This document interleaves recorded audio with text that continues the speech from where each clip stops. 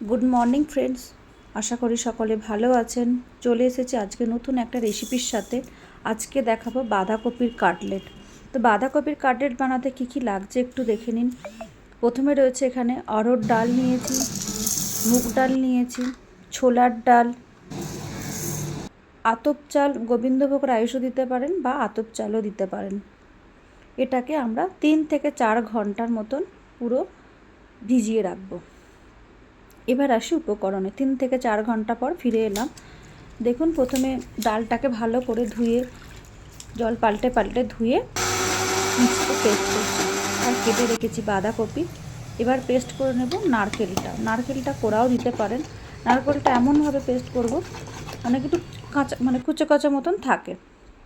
দেখুন, এখানে এবার রেসিপিটা রেডি করব।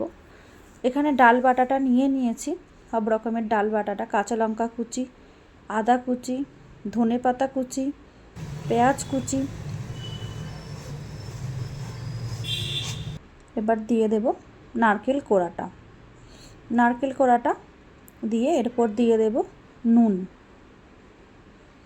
নুন দিয়ে জল ঝরিয়ে রাখা বাঁধাকপিটাকে দিয়ে দেব। বাঁধাকপিটা আমি নুন জলে ভিজিয়ে রেখেছিলাম প্রায় 20 মিনিট মতন। ওটা জল ঝরিয়ে এবার ওটা ওর মধ্যেও দিয়ে এবার খুব ভালো করে মাখতে হবে।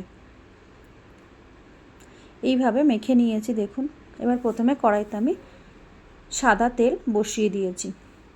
এটা ফ্রাই হবে পুরোটাই সাদা তেলে।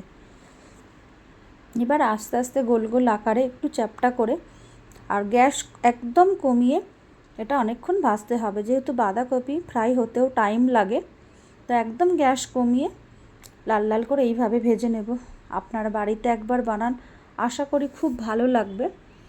বাড়িতে গেস্ট আসলে বলুন, কেউ যদি ভেজ খেতে চায়, খুব ভালো একটা রেসিপি। আপনারা একবার ট্রাই করুন, আশা করি ভালো লাগবে। ভালো লাগলে অবশ্যই লাইক, কমেন্ট, শেয়ার করে জানাবেন। Thank you.